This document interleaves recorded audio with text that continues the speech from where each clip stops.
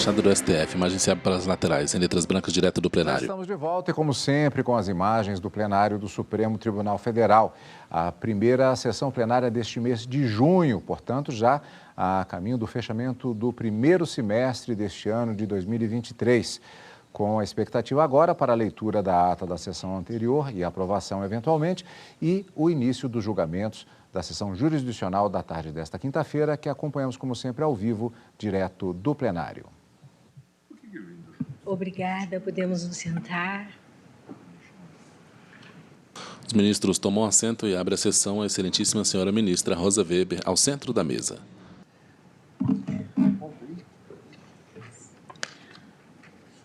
Saudando a todos, eu declaro aberta a 17ª sessão extraordinária. Na imagem que se aproxima, a excelentíssima senhora ministra Rosa Weber, presidente, está ao centro da mesa. Veste preto e usa toga preta sobre os ombros. Usa óculos de grau, armação preta. Como sempre, aos eminentes pares que estão conosco presencialmente, também ministro Dias Toffoli, que nos acompanha de forma remota, ao senhor Procurador-Geral da República, doutor Augusto Brandão de Aras, às senhoras e senhores advogados, senhoras e senhores servidores, e também faço o registro da presença neste plenário dos estudantes do curso de Direito das seguintes instituições de ensino: Instituto Brasileiro de Ensino, Desenvolvimento e Pesquisa, o IDP, Brasília, e Universidade do Estado de Mato Grosso, UNEMAT, Campos de Julho, Mato Grosso. Na imagem vista de estudantes na plateia. Universidade de Brasília, Centro de Estudos Constitucionais Comparados. Sejam muito bem-vindos. Desejo muito proveito a todos no assistir a esta sessão. Peço à senhora secretária que faça a leitura da ata da sessão anterior. Ata da 16ª Sessão Ordinária do Plenário do Supremo Tribunal Federal, realizada em 31 de maio de 2023. Carmen Lília Oliveira de Souza, assessora-chefe do plenário. Presentes à sessão, os senhores ministros Gilmar Mendes, Carmen Lúcia... Na imagem ao centro da tela, mulher de pé. Roberto Barroso, Edson Fachin, Alexandre de Moraes, Nunes Marques e André Mendonça. Procurador-Geral da República, doutor Antônio Augusto Brandão de Aras. Abriu-se a sessão às 14h46, sendo lida e aprovada a ata da sessão anterior. Consulto os eminentes pares quanto à ata da sessão anterior. Pedi, inclusive, que fosse remetida aos gabinetes cópia do dispositivo de ontem para uma eventual correção. Nada foi encaminhado. A ata está aprovada.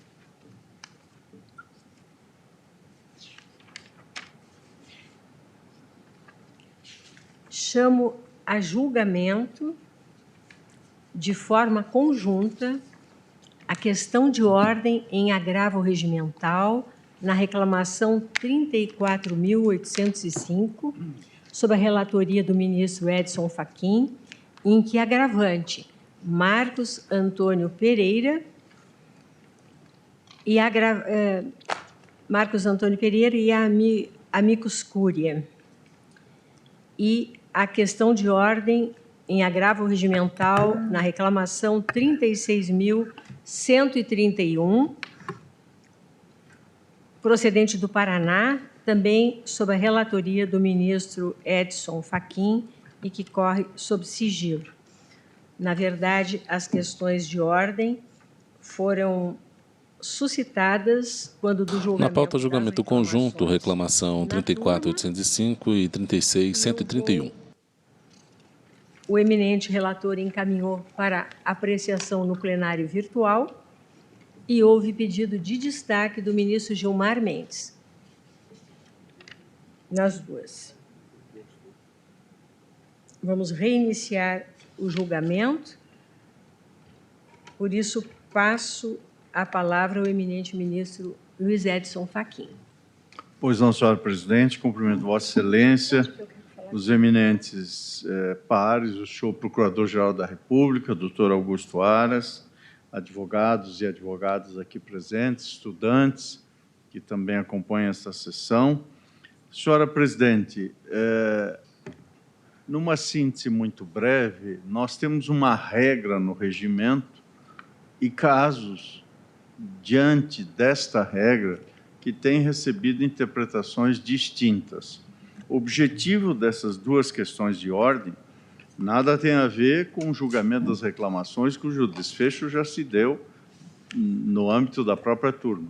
Tem a ver com o intento de uniformização para efeitos de segurança jurídica das deliberações do próprio tribunal. A regra é esta que está no parágrafo único do artigo 146 do Regimento Interno desse Supremo Tribunal Federal. Diz o parágrafo único: no julgamento de habeas corpus ou de recurso de habeas corpus, proclamar-se-á, na hipótese de empate, a decisão mais favorável ao paciente.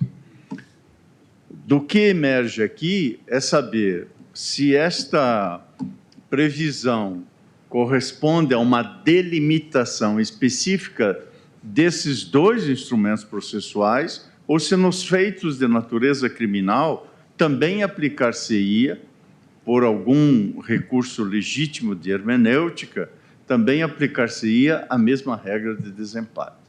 De modo que, à guisa de relatório, então, senhora presidente, eminentes pares, digo tratar-se de questão de ordem submetida pela colenda segunda turma ao plenário deste Supremo Tribunal Federal, nos autos das reclamações 34.805 e 36.131, nos termos do artigo 7º, inciso 4º do Regimento Interno, destinada, essa questão de ordem, ou destinadas, eis que são duas, mas com exatamente o mesmo objeto, destinada à uniformização da interpretação dos dispositivos regimentais que regulamentam as situações de empate nas deliberações colegiadas no âmbito das turmas em matéria criminal, em razão de eventual ausência de algum de seus integrantes ou em razão de vaga. Por isso, ainda à guisa de relatório, estou a dizer que, embora a incompletude do órgão colegiado não impeça a prestação jurisdicional, caso verificado o quórum mínimo a que alude o artigo 147 do mesmo regimento, não raro o empate em deliberações colegiadas em questões de direito penal tem suscitado a incidência de interpretações divergentes, vale dizer, de normas dissonantes extraídas de raciocínios hermenêuticos que são empregados para compreender o artigo 146, parágrafo único, e os parágrafos 1º e 3º do artigo 150, que reproduzo no relatório. Como exemplos da ausência de uniformidade na resolução de tais situações, cito, e situações que estão a exigir, portanto, o pronunciamento deste colegiado maior, cito o que foi decidido pela segunda turma na sentada de 5 de dezembro de 2017, ocasião em que, diante da ausência justificada do eminente ministro Ricardo Lewandowski e verificado o empate no tocante ao juízo da admissibilidade da denúncia oferecida nos autos do inquérito 4005, deliberou-se pela aplicação do disposto no artigo 150, julgamento conjunto, reclamação 34.805 e 36.131. Para o voto de desempate. Com a palavra, o excelentíssimo senhor ministro Edson Fachin. De abril de 2017, por ocasião do julgamento de agravo regimental interposto contra a decisão monocrática proferida no inquérito 3998 de minha relatoria. E em 5 de junho de 2018, por ocasião do recebimento da denúncia oferecida nos autos do inquérito 4011 da relatoria do eminente ministro Ricardo Lewandowski. Tal encaminhamento, no entanto, não se deu no julgamento da reclamação 2132, ocorrida em 22 de fevereiro de 2016, oportunidade na qual deliberou-se por maioria de votos pela aplicabilidade da norma prevista no parágrafo 3º do artigo 150 do Regimento Interno, não obstante não estivesse sob análise habeas corpus, recurso em habeas corpus ou recurso em matéria criminal, proclamando-se o resultado diante do empate em conformidade com a pretensão do requerente. Bem como assim se passou no julgamento da reclamação 37.235, realizado em 18 de fevereiro de 2020. Diante de tal cenário, e assim concluo a parte do relatório, a bem da segurança jurídica que a sociedade espera dos pronunciamentos jurisdicionais que emanam desse Supremo Tribunal Federal, busca-se, por meio de questão de ordem, a uniformização do tratamento das situações de empate verificadas em julgamentos realizados nas turmas em matéria criminal. Ou seja, mais do que defender aqui um ponto de vista, o que se almeja é ter uma uniformização desta matéria para que situações eventualmente conflitantes de interpretação não se verifiquem. Esse é o relatório, senhora presidente, e indago se passo ao voto. Sim. Por favor, prossiga, ministro Fachin. Pois não. Inicialmente, a delimitação da questão de ordem.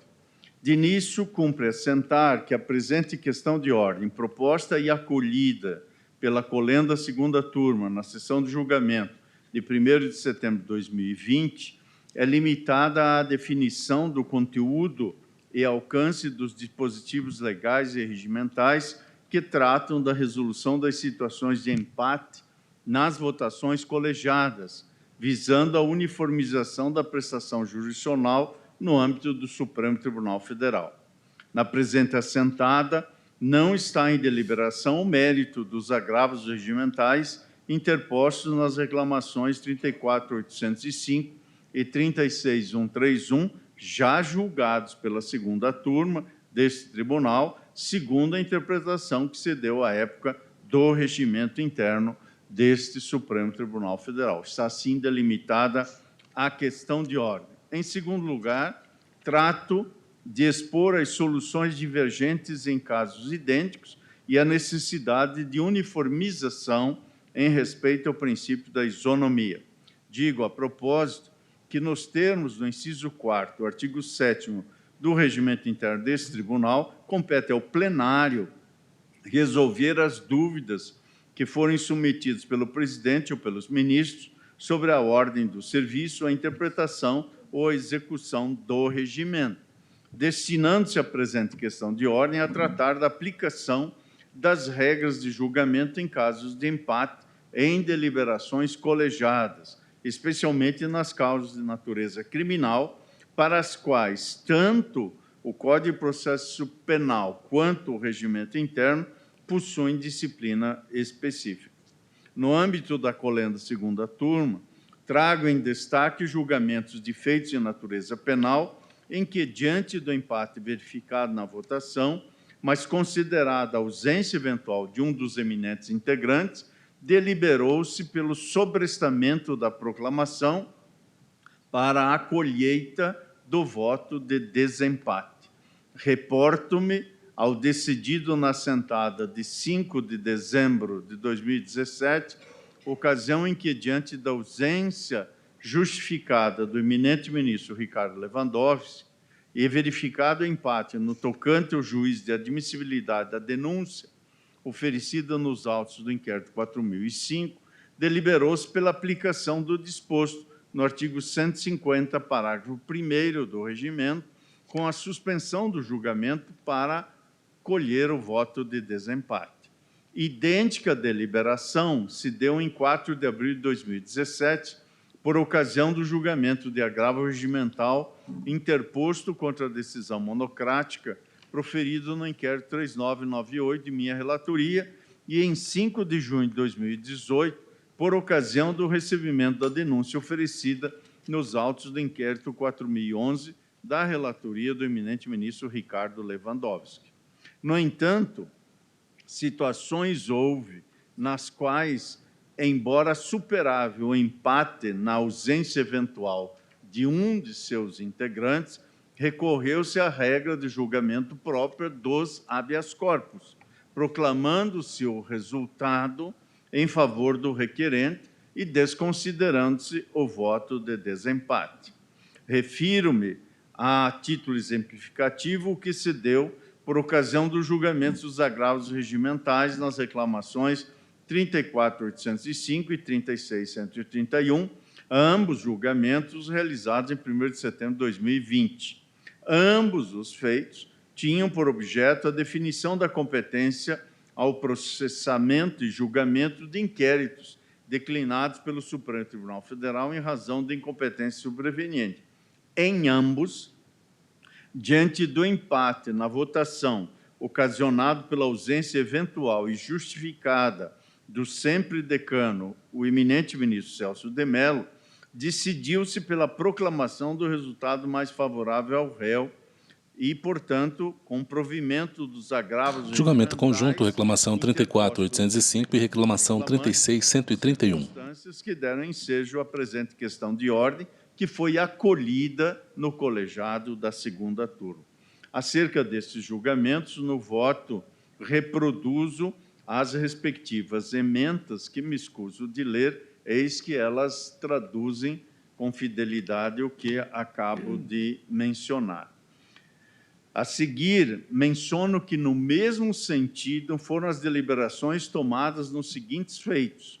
Na PET 8.193, na PET, esta julgada em 6 de abril de 2021, na PET 8.090, julgamento de 8 de setembro de 2020, na reclamação 32.579, julgamento em 1º de setembro de 2020, e na PET 8179, julgamento em 10 de março de 2020. O que se percebe, portanto, é que temos soluções díspares para situações idênticas, o que torna imperiosa a necessidade da definição do sentido e alcance das normas que disciplinam o empate nas votações em prestígio à segurança jurídica e ao princípio da isonomia. Posto o limite da questão e assim circunscrito o problema a ser enfrentado, trato agora da excepcionalidade da jurisdição por aplicação de regras de julgamento e a reafirmação do princípio do juiz natural como regra no ordenamento jurídico adequado ao Estado de Direito Democrático e digo, o regimento interno desse tribunal, no seu título 3º, capítulos 13 e 4, estabelece o procedimento das deliberações colegiadas a serem realizadas pelo plenário e pelas turmas, prevendo soluções distintas para a resolução de empates verificados na prestação jurisdicional dos aludidos órgãos colegiados, consideradas as peculiaridades de cada um. Pontua-se que, compostos os aludidos órgãos por um número ímpar de magistrados, a possibilidade de empate nas deliberações surge em razão, primeiro, da ausência eventual e justificada de algum dos integrantes, segundo, do impedimento ou suspeição para atuação no caso concreto, terceiro, de vaga, situações em que a composição paritária viabiliza a prolação pelo mesmo número de julgadores de prestações jurisdicionais que, em casos similares, têm se revelado antagônicas ou díspares. E, portanto, em nosso modo de ver, isso traduz um indesejável não liquid, de todo repelido pela Constituição Federal, nos termos do inciso 35 do artigo 5º. Na primeira hipótese, considerada a eventualidade da ausência de um dos integrantes do órgão colegiado, tem-se um estado de indecisão superável, em face da possibilidade de sobrestamento da deliberação para a colheita oportuna do voto faltante. Nos demais, impedimento, suspeição ou vaga, a depender do órgão no âmbito do qual se verificam, pode-se chegar ao empate insuperável nas decisões colegiadas. A superação desse estado de decisão, em meu modo de ver, se dá pela aplicação de regras de julgamento, interessando para a resolução da questão de ordem sob debate a análise dos dispositivos do regimento interno deste tribunal que dispõe sobre o tema. Cuidando a jurisdição de uma das expressões da soberania estatal, o seu exercício somente se afigura legítimo quando observadas as diretrizes conformadas pelas garantias constitucionais, previstas, como não poderia deixar de ser, na própria Constituição Federal, dentre as quais se destacam a inafastabilidade do controle jurisdicional, o devido processo legal e o juiz natural.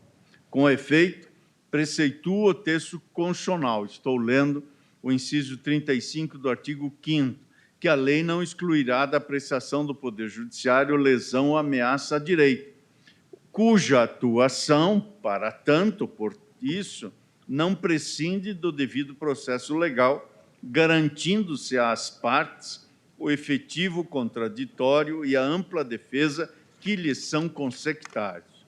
No entanto, nenhuma dessas garantias pode ser efetivada no processo de interpretação e aplicabilidade das normas, se não observado o postulado que serve de pressuposto à própria jurisdição, qual seja, o princípio do juiz natural, segundo o qual ninguém será processado nem sentenciado senão pela autoridade competente, reforçado esse princípio pela proibição contida no inciso 37 do mesmo artigo 5º da Constituição, no sentido de que não haverá juízo ou tribunal de exceção. Por isso, acrescento que, nesse sentido, nada obstante a jurisdição seja una, o seu exercício é delimitado por competências definidas pelo Poder Constituinte e pelas demais normas vigentes no ordenamento jurídico que concretizam o juízo natural da causa e, portanto, assim, a ser submetida à resolução do Estado juiz. A propósito, numa obra específica sobre o juiz natural no processo penal, leciona o professor Gustavo Badaró e abro aspas. A competência jurisdicional vem definida em normas de diversos níveis, na Constituição da República, nas constituições estaduais, em leis ordinárias e leis de organização judiciária. Se nesses diversos níveis legislativos há regras para a definição da autoridade competente, e se a Constituição assegura, sem qualquer ressalva, o processamento e o julgamento pela autoridade competente, para que se respeite tal garantia do juiz natural, o órgão jurisdicional deve ser competente por respeitar todas as normas constitucionais e infraconstitucionais de competência, ou seja, o juiz competente é aquele que, segundo todos os critérios de competência que operam ao longo do processo de concretização da competência, sejam eles fixados pela Constituição ou por leis infraconstitucionais, e tenha atribuição para legitimamente julgar um caso concreto, é o que escreve o professor Gustavo Badaró. Por isso, na divisão de competências, a Constituição Federal de 1988 atribuiu o exercício da jurisdição a juízes e tribunais, sendo característica desse, como regra, a atuação colegiada, ressalvadas as hipóteses em que o ordenamento jurídico autoriza a prestação jurisdicional singular pelos seus membros. A configuração colegiada dos órgãos que prestam a jurisdição nos tribunais pátrio lhes imprime a natureza democrática da qual são revestidas as deliberações, conclusão reforçada pelas normas extraídas do caput do artigo 615 do Código de Processo Penal e pelo parágrafo 2º do artigo 941 do Código de Processo Civil, cuja redação aqui reproduzo. Ademais, acrescento, é também função da previsão colegiada de atuação dos tribunais o incremento da garantia da imparcialidade, da qual deve ser revestida toda a prestação jurisdicional. É o que escreveu nosso eminente colega e professor Luiz Roberto Barroso, em trabalho, em coautoria com a professora Ana Paula de Barcelos, sobre a atribuição de voto duplo a membro de órgão judicante colegiado devido ao processo legal, sustentando precisamente que a previsão de órgãos julgadores colegiados desempenha papel semelhante na garantia da imparcialidade. Por meio dos colegiados, reduz-se o impacto de eventuais idiosincrasias pessoais e fomenta-se o controle recíproco, sobretudo argumentativo entre seus membros. Adicionalmente, a ordem jurídica constitucional, o infraconstitucional exige ainda, em determinadas hipóteses, a manifestação do colegiado por uma maioria qualificada, subordinando a decisão à formação de um consenso mais abrangente entre seus membros e eis aí a citação que venho de fazer.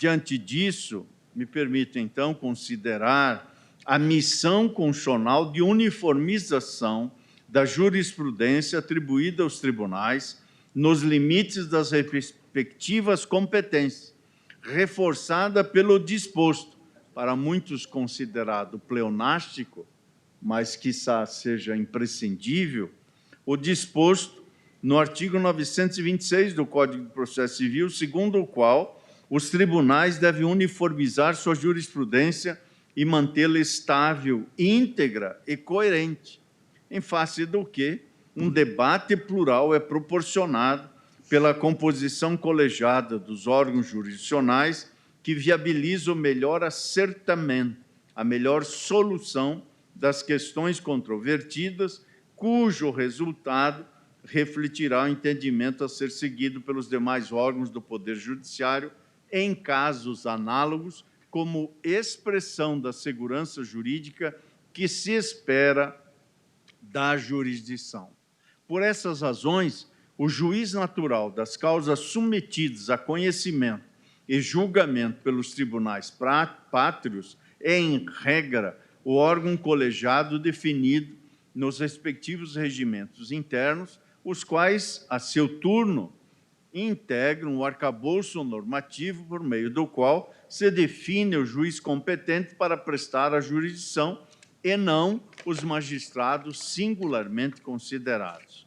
Porque vocacionados não só à prestação jurisdicional, como exercício do monopólio estatal, à resolução de conflitos, mas ao aprofundamento no conhecimento das questões controvertidas e pacificação das relações sociais por intermédio da consolidação da jurisprudência e a manutenção da sua estabilidade, integridade e coerência, os órgãos colegiados são instituídos na organização dos tribunais em conformidade com essa fórmula democrática de composição não paritária, única a concretizar o comando normativo que deflui do artigo 615 do Código de Processo Penal e parágrafo 2º do artigo 941 do Código de Processo Civil. E, mais importante, assim, impede-se a ocorrência de um não licite, ou seja, de uma não prestação jurisdicional, gerado pela confluência de um mesmo número, portanto, do empate, de um mesmo número de posições antagônicas. No entanto, é certo que não se pode esquecer, não se pode olvidar que os órgãos colegiados instituídos na estrutura organizacional do Supremo Tribunal Federal são regimentalmente autorizados a funcionar, mesmo quando não presentes todos os seus integrantes, desde que observado o quórum mínimo previsto no artigo 143, caput para o plenário, e no 147 para as turmas. Em ambos os casos, tal autorização regimental, que inequivocamente se coaduna com os postulados da inafastabilidade da jurisdição e da celeridade na sua prestação, dá ensejo à eventual configuração paritária do órgão colegiado, razão pela qual o próprio regimento interno preocupou-se em disciplinar a resolução da prestação jurisdicional nos casos de empate.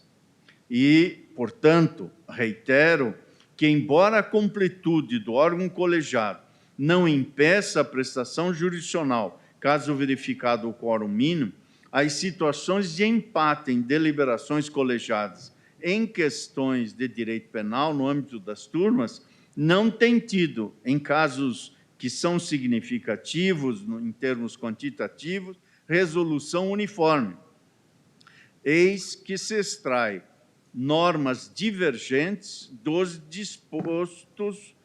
dispositivos, melhor dizendo, dos artigos 146, parágrafo único, e parágrafos 1º a 3º do artigo 150 do regimento deste tribunal.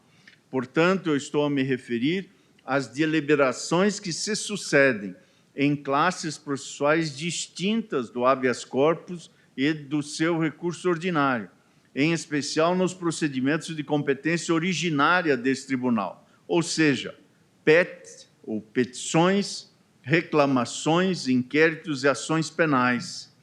E, portanto, o debate que aqui se coloca é precisamente a aplicação ou não da resolução do empate em favor do paciente, à luz do que dispõe o regimento interno. Em meu sentir, e aqui, senhora presidente Menezes Pares, exponho a percepção que tenho para a solução do problema, posto que temos, de fato, uma questão a solucionar, entendo que tal regra vem sendo estendida para deliberações outras, ainda que em sede de direito penal, arrostando dispositivos regimentais e, quiçá, o entendimento firmado pelo plenário da Corte em casos análogos. Com efeito, o estudo dos precedentes emanados do plenário deste tribunal revela que o recurso à proclamação do resultado favorável ao réu, como máxima do direito penal, que privilegia o status libertatis e a presunção de inocência, só se afigura legítimo ressalvados os casos de habeas corpus, recurso ordinário em habeas corpus e recurso em matéria criminal, quando o colegiado se depara com uma situação insuperável. Na pauta, julgamento conjunto, reclamação 34.805 e reclamação 36.131. Conjugada dos parágrafos 1º e 3º. Quem vota é o excelentíssimo senhor ministro Luiz Edson Fachin. Interno desse tribunal, que pela sua relevância me permito rememorar. O artigo 150 prevê: o presidente da turma terá sempre direito a voto. Parágrafo 1º. Se ocorrer empate, será adiada a decisão até tomar-se o voto do ministro que esteve ausente.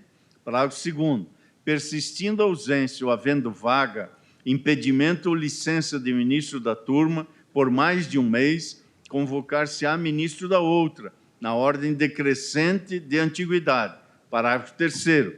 Nos habeas corpus e recursos em matéria criminal, exceto o recurso extraordinário, havendo empate, prevalecerá a decisão mais favorável ao paciente ou réu. Ou seja, não se tratando de habeas corpus ou do seu recurso ordinário, ainda que a controvérsia seja de natureza penal, verificado o empate na deliberação, antes de se proclamar o resultado em favor do investigado ou do réu, deve-se perquirir a possibilidade de superação desse estado de não licet, verificado no órgão julgador, em prestígio à natureza democrática que é íncita aos pronunciamentos colegiados.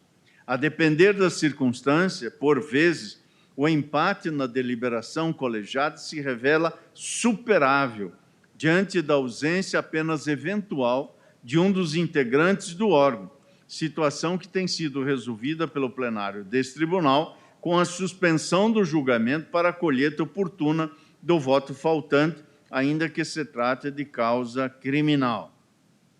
Menciono de início, a propósito, o que é deliberado por ocasião do julgamento da reclamação 1468, da relatoria do eminente ministro Ilmar Galvão, especificamente na assentada de 24 de junho de 1999, oportunidade na qual, diante do empate acerca da natureza do fato, sob análise em sede recursal, se era delito político ou delito comum, o julgamento foi suspenso para a colheita do voto do ministro Carlos Veloso, ausente justificadamente naquela sessão.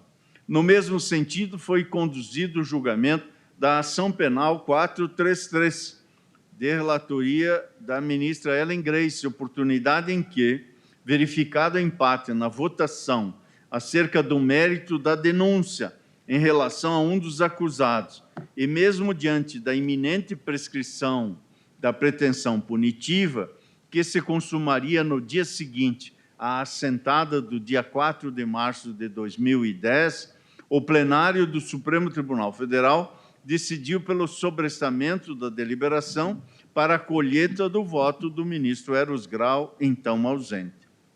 Na ocasião, já vigia a alteração promovida pela Emenda Regimental 35, de 2 de dezembro de 2009, que implementou o inciso 9 do artigo 13, neste inciso, implementou o voto de qualidade ao presidente do Supremo Tribunal Federal como solução às situações de empate, nas hipóteses especificadas nas alíneas do dispositivo.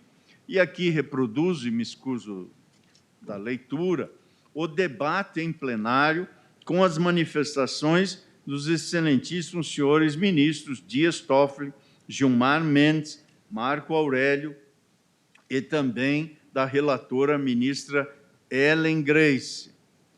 E, ao final dessa citação que reproduzo no voto, inclusive as manifestações também do revisor, do ministro César Peluso, acresço que a proposta feita pela ministra Ellen Grace, que era a relatora, no sentido da proclamação do resultado mais favorável ao réu, foi rejeitada pela maioria dos integrantes do plenário, a partir da divergência inaugurada pela eminente ministra Carmen Lúcia. Disse Sua Excelência, naquela assentada, que nessa matéria não há muito o que fazer senão cumprir rigorosamente a lei. Inclusive, foi o tribunal que não conseguiu hoje votar na sua inteireza, lamentavelmente. Mantenho a aplicação integral do regimento e da legislação, são palavras de Sua Excelência. Esse debate também se fez presente no julgamento da ação penal 470, oportunidade na qual o plenário contava com uma vaga não preenchida, razão pela qual, diante da composição paritária, deliberou-se pela proclamação da decisão mais favorável aos réus em caso de empate. Nada obstante, a norma prevista no inciso 9 do artigo 13 do Regimento Interno, com a redação dada pela Emenda Regimental 35 de 2009, que, em tal hipótese, atribui voto de qualidade ao presidente desse tribunal. E aqui também trago à colação por escrito diversos excertos dos diálogos travados pelos eminentes ministros Aires Brito, Joaquim Barbosa, que reproduzo no voto. Posteriormente, em assentada de 26 de junho de 2013, por ocasião do julgamento da ação penal 516, o tribunal voltou a reafirmar que, em caso de empate superável, diante da eventual ausência de algum dos seus integrantes, a solução não deve ser outra senão a suspensão da deliberação para a tomada do voto faltante, rejeitada a questão de ordem suscitada da tribuna, naquela assentada, pelo advogado. E reproduzo o julgamento desta data no plenário em 26 de junho de 2013, tendo ficado vencido o ministro Ricardo Lewandowski. Portanto, nas situações fáticas e somente nas situações fáticas em que o empate na deliberação colegiada se verificou insuperável, seja em razão do impedimento de algum integrante, ou mesmo nos momentos em que uma das cadeiras do Supremo Tribunal Federal se encontrava vaga, é que o plenário decidiu pela aplicação da regra de julgamento que materializa o princípio indúbio pro réu em classes distintas do habeas corpus e de seu recurso ordinário. Nesse sentido, foi a deliberação levada a efeito na sentada de 13 de outubro de 2011, por ocasião do julgamento do recurso extraordinário 596-152, época em que a vaga aberta, em razão da aposentadoria da ministra Ellen Grace, ainda não havia sido preenchida, bem como no julgamento da ação penal 565, em 14 de dezembro de 2017, em que o empate se verificou em razão do impedimento do eminente ministro Luiz Fux. Questiona-se, no entanto, seu entendimento firmado pelo plenário ao prestigiar as regras regimentais de resolução de empates nas deliberações, sobrestando-se o julgamento de causas de natureza criminal para oportuna coleta do voto do ministro eventualmente faltante, ofenderia o princípio da presunção da não culpabilidade, o qual suporta a conclusão de que a dúvida deve ser resolvida em favor do réu. Sobre isso, parece-me, como é cediço, que nenhuma outra regra expressa ou implícita prevista pelo poder constituinte é provida de natureza absoluta, sujeitando-se, portanto, a um juízo de ponderação quando circunstancialmente conflitante, com garantias outras igualmente tuteladas no texto constitucional, o que traz à colação a definição da estrutura normativa da presunção de não culpabilidade como proposta numa obra específica sobre a matéria do professor Maurício Zanoide de Moraes, sob o título Presunção de Inocência no Processo Penal Brasileiro, análise de sua estrutura normativa para elaboração legislativa e para a decisão judicial. Por isso, digo, acrescentando, que a própria tutela dos direitos e garantias fundamentais, quando violados ou confrontados por intervenções ilegítimas, não se faz senão por intermédio da jurisdição atribuída aos órgãos do Poder Judiciário, o que pressupõe a observância à repartição constitucional de competências que define, em conjunto com os demais diplomas normativos aplicáveis, o juiz natural que irá exercer a jurisdição em cada caso concreto. Quando a competência recai sobre órgãos jurisdicionais colegiados, os quais se manifestam em regra pela maioria dos seus integrantes, a jurisdição somente se afigura legítima quando manifestada como resultado da deliberação majoritária do aludido órgão, sempre que as condições fáticas assim o permitam, ainda que para tal desiderato seja necessário o sobrestamento do julgamento para a coleta do voto faltante, ressalvadas as hipóteses em que a prestação jurisdicional seja premente.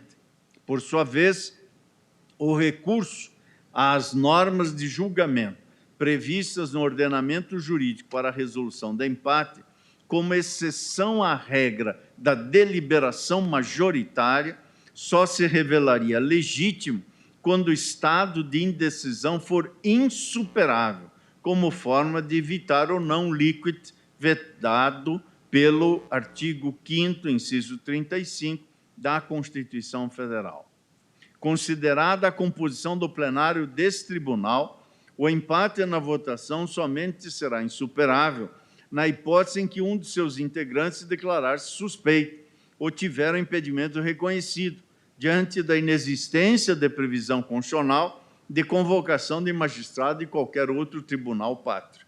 Nas demais hipóteses, vaga, licença médica superior a 30 dias, ausência eventual e justificada, apenas nas questões urgentes é que o tribunal deve valer-se das regras de julgamento. Vale dizer, voto de qualidade do presidente, inciso 9. Na pauta de julgamento conjunto, reclamações 34.805 e 36.131. Quem vota é o excelentíssimo senhor ministro Edson Fachin. Do resultado mais favorável ao paciente no julgamento de habeas corpus e recurso em habeas corpus, parágrafo único do artigo 146, todos do regimento interno. Não havendo urgência e não se tratando do julgamento de habeas corpus do seu recurso ordinário, deve ser observado o juiz natural, que no Supremo Tribunal Federal é materializado no plenário e nas turmas, por meio de deliberação majoritária, ainda que para seu alcance seja necessária a suspensão da votação. Essa é, aliás, segundo me parece, a solução dada pelo próprio regimento interno nos casos de empate verificado no âmbito das turmas, preferindo-se o adiamento da deliberação para a tomada de voto do ministro ausente, parágrafo 1º do artigo 150, bem como convocação de ministro da outra turma, parágrafo 2º do artigo 150, nos casos de vaga, impedimento ou licença de ministro por mais de um mês. E assim, avançando neste voto e já começando a parte final, trato, senhora presidente eminentes pares, o parágrafo 3º do artigo 150 do regimento interno desse Supremo Tribunal Federal. E aqui entendo que cumpre assentar que o parágrafo 1º do artigo 615 do Código de Processo Penal preceitua que, havendo empate de votos no julgamento de recurso, se o presidente do tribunal, Câmara ou turma, não tiver tomado parte na votação, proferirá o voto de desempate. No caso contrário, prevalecerá a decisão mais favorável ao réu. Por sua vez, o parágrafo 3º do artigo 150 do regimento interno desse tribunal prevê, nos empates verificados nas deliberações de habeas corpus e recursos em matéria criminal, levadas essas deliberações a efeito perante as turmas, prevê a proclamação da decisão mais favorável ao paciente ou réu, excepcionando de tal regra, contudo, o julgamento de recursos extraordinários. Nota-se, assim, a existência de um aparente conflito de normas, já que, ao contrário do que se observa no disposto no parágrafo 1º do artigo 615, que acabei de ler, do Código de Processo Penal, o regimento interno desse tribunal restringe a aplicação da regra de julgamento aos casos de empates verificados apenas no julgamento de habeas corpus e recurso em matéria criminal, proclamando-se aí a decisão mais favorável ao réu.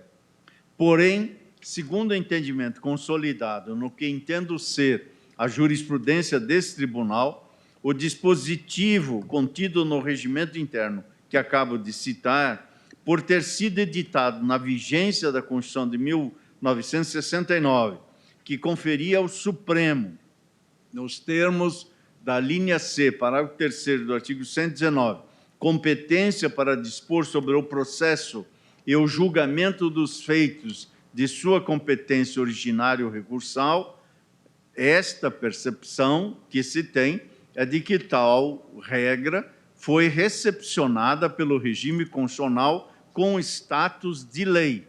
Por essa razão, sempre que em conflito, regras formalmente previstas em lei e no regimento interno desse tribunal, pelo critério da especialidade, esta Suprema Corte tem considerado, segundo entendo, aplicável a regra regimental, a qual, repita-se, é formalmente regimental, mas materialmente tem status de lei. Nessa linha, ao julgar o 26º agravo regimental da Ação Penal 470, em 18 de setembro de 2013, esse tribunal, por sua composição plenária, afirmou a subsistência do recurso de embargos infringentes previsto no inciso 1º do artigo 331 do regimento, à luz do que ponderou, naquela oportunidade, o eminente ministro Celso de Mello. E disse Sua Excelência, cabe registrar no ponto que a norma inscrita no artigo 333, inciso 1º do Regimento Interno do Supremo Tribunal Federal, embora formalmente regimental, qualifica-se como prescrição de caráter materialmente legislativo, eis que editada pelo Supremo Tribunal Federal com base em poder normativo primário que lhe foi expressamente conferido pela Carta Política de 1969, assentou Sua Excelência, o eminente ministro Celso de Mello. Por isso, acresço que, nesse cenário, tem-se que a resolução de empates verificados no âmbito do Supremo se dá por aplicação das normas previstas no seu regimento interno, não sendo aplicável, porque esbarra no critério da especialidade, a norma prevista no parágrafo 1º do artigo 615 do Código de Processo Penal que citei anteriormente. E, por isso, retornando nesta fase já conclusiva dos argumentos, ao parágrafo 3º do artigo 150 do Regimento, cumpre perquirir, à luz da distribuição constitucional de competências, o alcance da expressão recursos em matéria criminal que nele está contida.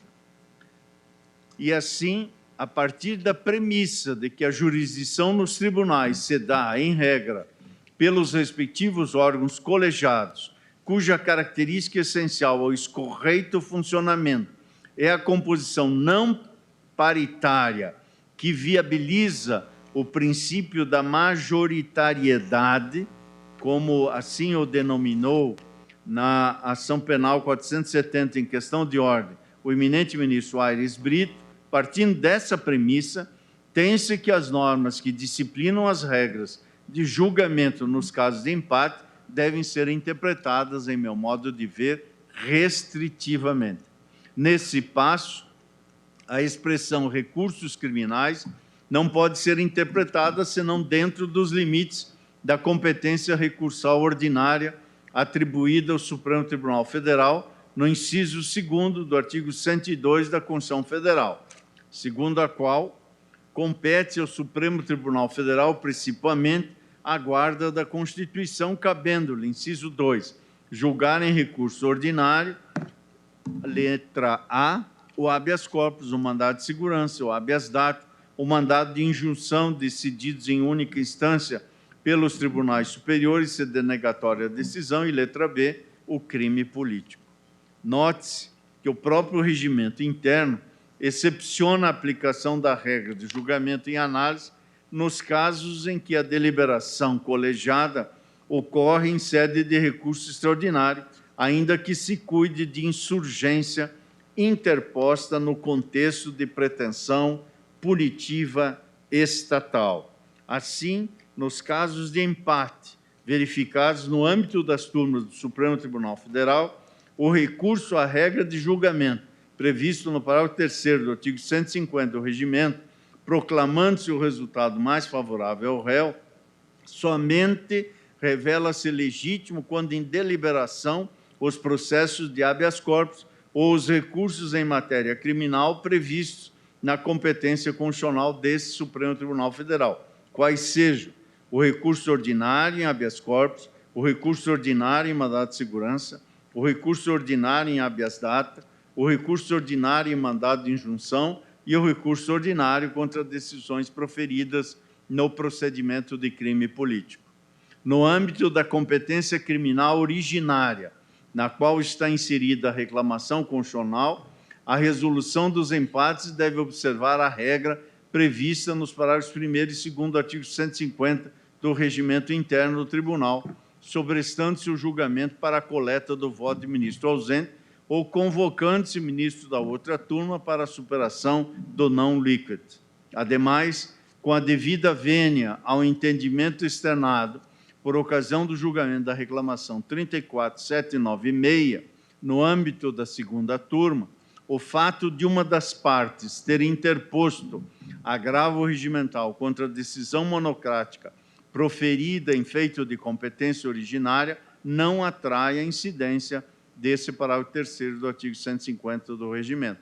Com efeito, a interposição de agravo regimental, recurso que viabiliza a devolução da jurisdição monocrática ao órgão colegiado, não tem o condão de alterar a competência constitucionalmente atribuída ao Supremo, tampouco viabilizar a incidência de regra de julgamento em classe processual expressamente excluída pelo regimento interno, como é o caso do recurso extraordinário.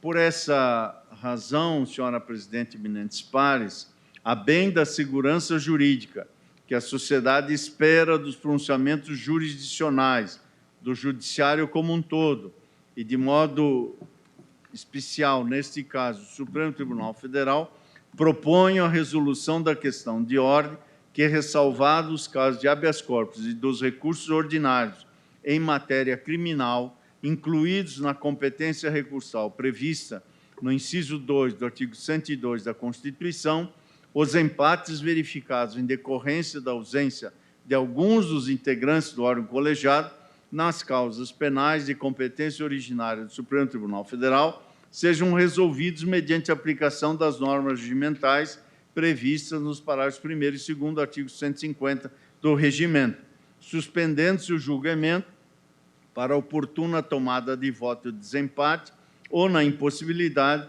convocando-se ministro da outra turma para a resolução do não líquido.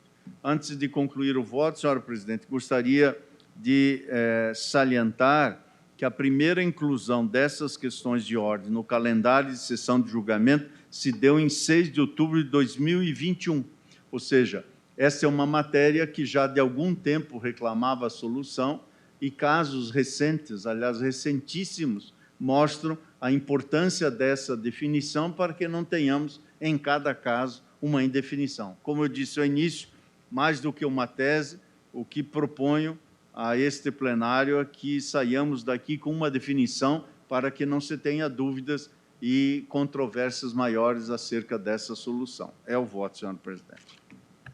Agradeço a Vossa Excelência, ministro Fachin. E como o processo foi destacado... Ministra Rosa Weber, presidente do STF. Gilmar Mendes... Ministra tem alguns papéis na mão. Eu passo a palavra à Sua Excelência. Na pauta, o julgamento conjunto, reclamação 34.805 e reclamação 36.131. O tempo é cruel e, de fato, já esperamos essa definição. Com a palavra, o excelentíssimo senhor ministro Gilmar Mendes. Agora, ontem, nós tivemos essa discussão sobre empate em caso de condenação criminal, né? E, portanto, com todas as consequências diante da inevitabilidade de ausência, neste caso aqui, sem nenhuma possibilidade de composição. E vi também que, recentemente, hoje até... O ministro fala manipulando os telefones. Presidente, a Câmara, em 22 de 3 de 23, aprovou o substitutivo do deputado Elmar Nascimento ao projeto de lei 3453, prevendo a decisão mais favorável ao réu no julgamento de todos os casos criminais, se houver empate. E o processo está avançado no Senado, encontrando-se atualmente com parecer favorável na CCJ do senador Everton. Portanto, só para fazer um registro deste necessário diálogo institucional. Portanto, as coisas prosseguem dentro dessa dinâmica. Os processos foram incluídos na pauta do julgamento, duas questões de ordem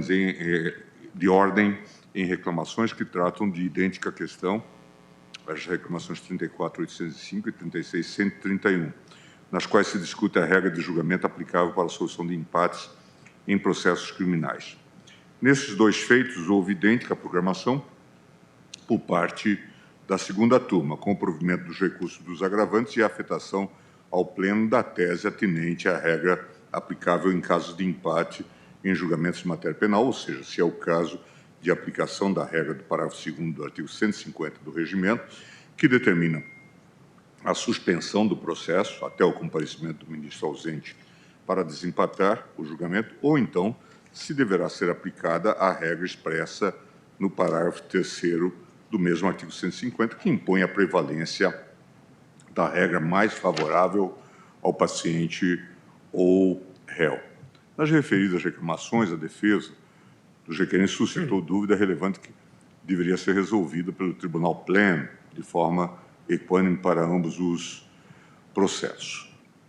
Então, a mesma questão foi suscitada nas duas reclamações. Mas, como já apresentou agora, com a lealdade de sempre o ministro Edson Fachin, o tema veio ao plenário para discussão da tese, não dos casos que estavam submetidos à turma. Portanto, esses casos já se encontram decididos e encerrados, de modo que eu vou poupar o tribunal da leitura desta digressão a propósito. Digo o seguinte agora, sobre a questão afetada relativa ao empate em julgamentos de processos criminais. No que se refere à questão afetada, entendo que razões normativas e pragmáticas impõem a aplicação da regra prevista no artigo 150, parágrafo 3º do Regimento, de modo que se aplique sempre a decisão mais favorável ao réu em casos de empate em julgamentos colegiados em processos penais. Em termos normativos, registro que no processo penal a presunção de inocência prevista no artigo 5º, inciso 57 da Constituição, acarreta diversas consequências amplas à estruturação de suas categorias próprias, podendo ser definida como uma pedra de toque de toda a construção da dogmática processual penal. Já foi citado na doutrina, Maurício Zanoide de Moraes e Giulio Illuminati costumam definir o conteúdo da presunção de inocência em 3 aspectos: regra de tratamento, regra probatória e de juízo. Em relação à questão aqui levantada, mostra-se relevante a sua esfera como regra de juízo, como opção democrática para a distribuição do risco de erro judiciário. A situação de dúvida deve levar à tomada de decisão mais favorável ao réu. Em casos de julgamento por órgãos colegiados, ainda que normalmente formados com um número ímpar de juízos, há situações em que a ausência de algum membro pode acarretar empate na votação, ou os casos eventuais de impedimento ou suspeição. No âmbito penal, tendo em vista tal opção democrática pelo indúbio pro réu e favor rei, bem como em consideração à importância de um julgamento em prazo razoável, especialmente diante da potencial incidência do poder punitivo para a restrição à liberdade, adota-se o critério de resolver o empate no sentido favorável ao réu. Nos termos do regimento interno do Supremo, há 2 dispositivos, como já foi apontado, que tratam da matéria relacionada às situações de empate em julgamentos criminais. O artigo 146, parágrafo único, e artigo 150, parágrafo 2º e 3º do regimento interno. O 146. Havendo por ausência ou falta de um ministro, nos termos do artigo 13, 9, empate na votação de matéria cuja solução dependa de maioria absoluta, considerar-se-á julgada a questão, proclamando-se a solução contrária à pretendida ou à proposta. Parágrafo único. No julgamento de habeas corpus e de recursos de habeas corpus, proclamar-se-á, na hipótese de empate, a decisão mais favorável ao paciente. A redação aqui é da emenda regimental 35, de 2 de dezembro de 2009. 150. O presidente da turma terá sempre direito a voto. Se ocorrer empate, será adiada a decisão até tomar-se o voto do ministro que esteve ausente. Parágrafo 2º. Persistindo a ausência ou havendo vaga, impedimento ou licença de ministro da turma por mais de um mês, convocar-se-á ministro da outra na ordem decrescente de antiguidade. Parágrafo 3º. Nos habeas corpus e recursos em matéria criminal, exceto o recurso extraordinário, havendo empate, prevalecerá a decisão mais favorável ao paciente ou réu. Assim, o regimento interno tem regra expressa de que nos habeas corpus e recursos em matéria criminal, exceto o recurso extraordinário, havendo empate, prevalecerá a decisão mais favorável ao paciente ou réu. Aqui devemos interpretar recursos em matéria criminal, como também abarcando, entendo, hipóteses de agravos regimentais ainda que em ações penais originárias. Não por outra razão, parece-me que, quando quis o regimento afastar a aplicação do entendimento mais favorável ao réu em situações de empate, fê-lo expressamente, como no caso do recurso extraordinário. Nesse sentido, podemos encontrar diversos precedentes da segunda turma, em que, mesmo não se tratando o feito de habeas corpus, o colegiado fez incidir a regra contida no parágrafo único do artigo 146. Cite-se como exemplo o julgamento de agravo regimental na reclamação 20.132, relatoria do ministro Teori Zavascki, em que a segunda turma, diante de situação de empate, aplicou o entendimento mais favorável ao réu. Ressalte-se que, nesse julgamento, foi expressamente discutida a aplicabilidade da regra prevista no parágrafo único do artigo 146 do regimento a agravos regimentais em reclamação, conforme esclareceu o ministro Toffoli ao proclamar o resultado do julgamento da reclamação 20.132. A reclamação, tecnicamente, alguns entendem ser ação, outros entendem ser recurso. Dizia ele ainda, eu mesmo entendo ser ação, mas, no caso, quando fala em recursos em matéria criminal, o que o regimento interno está a dizer é as medidas judiciais cabíveis, excetuando apenas e tão somente o recurso extraordinário.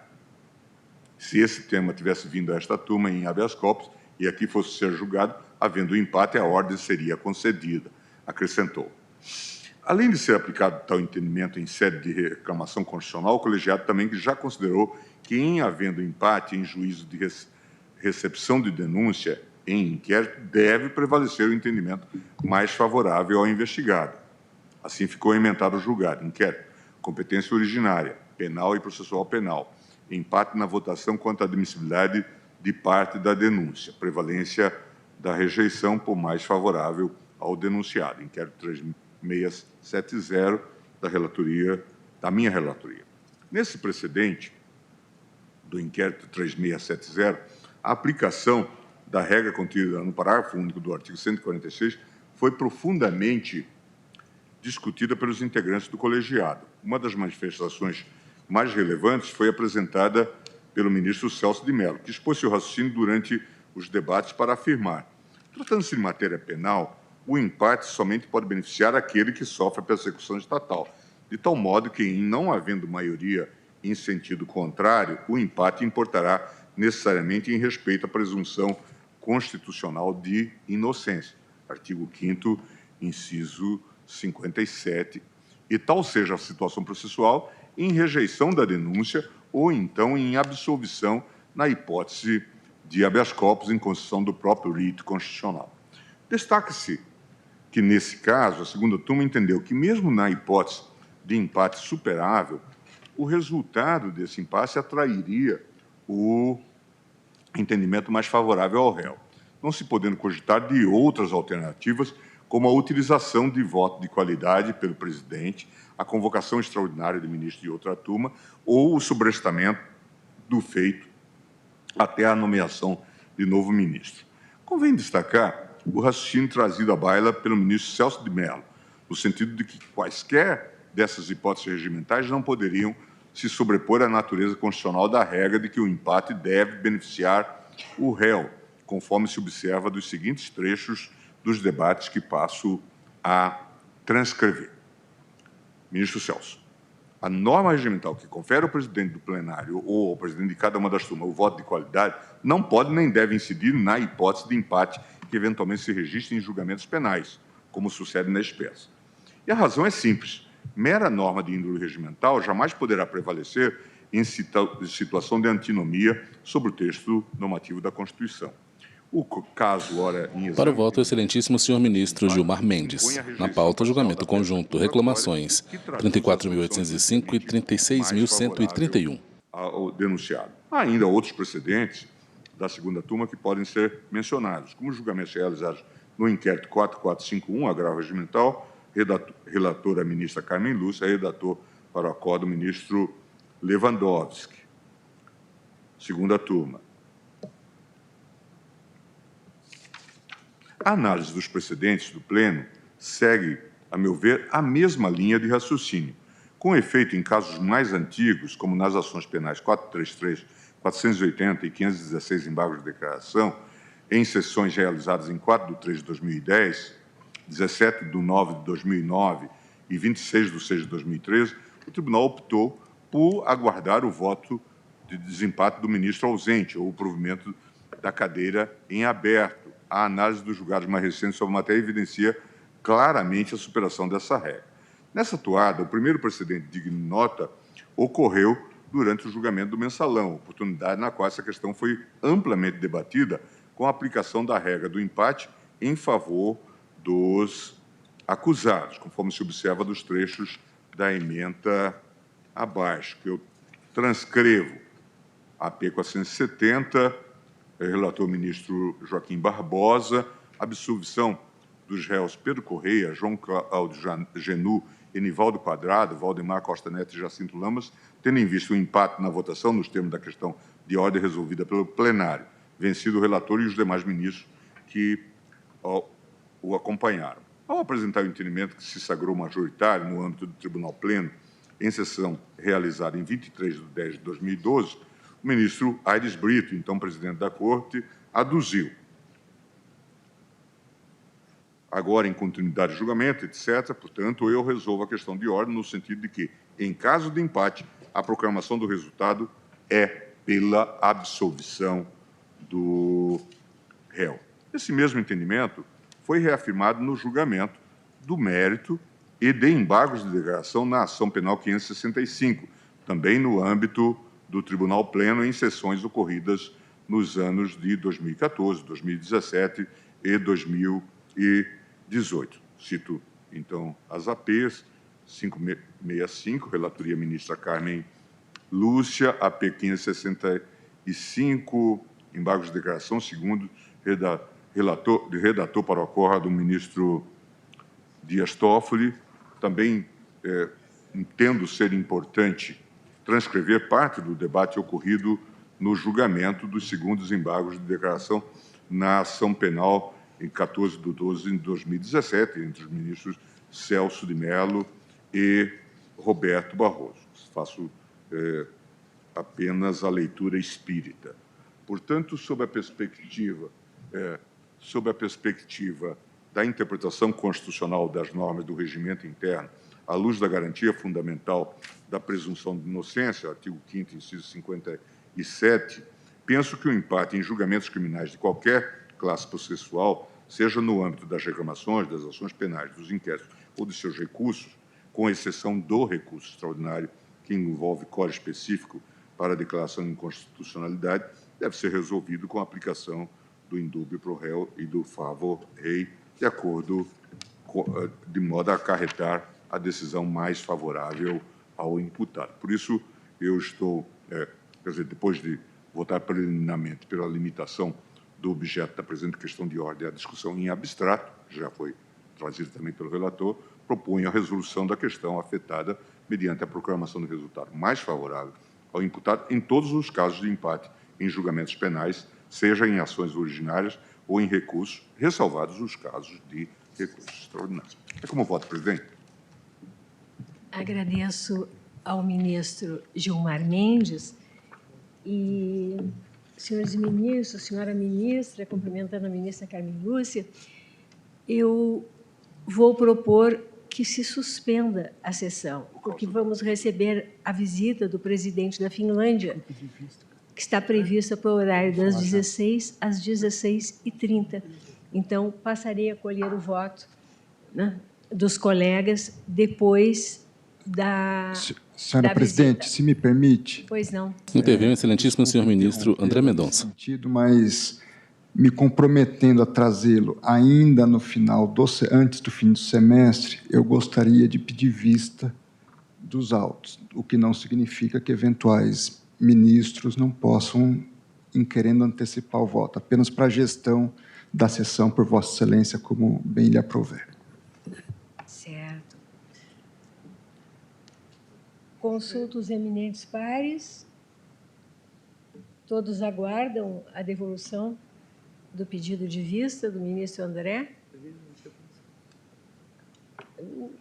É um tema bastante conhecido, mas eu acho oportuno, sempre oportuna uma reflexão, se o eminente ministro André assim entende necessário, se comprometendo a trazer... Ministros votam julgamento conjunto, reclamação 34.805 e 36.131. Enfrentando o problema dos empates, enquanto não tivermos o nosso 11º ministro indicado. Então, eu proclamo que, após o voto, o resultado provisório, após o voto do relator, respondendo à questão de ordem nos termos aqui expostos, e que peço à senhora secretária que transcreva. E, quiçá, senhora presidente, evitando um empate nesse julgamento também. Por estarmos em 10. Pode ser que ele estava no plenário virtual, mas nada impede que cada colega, por óbvio... Já havia maioria, inclusive. Já havia maioria, já estava definido quando houve pedido de vista. E do voto divergente do ministro Gilmar Mendes, que destacaram o processo no sentido da solução da questão de ordem pela posição mais favorável ao réu em todos os processos de natureza criminal, com exceção do recurso extraordinário. Pediu vista regimental, ministro André Mendonça. Aguardam os demais. Sessão suspensa.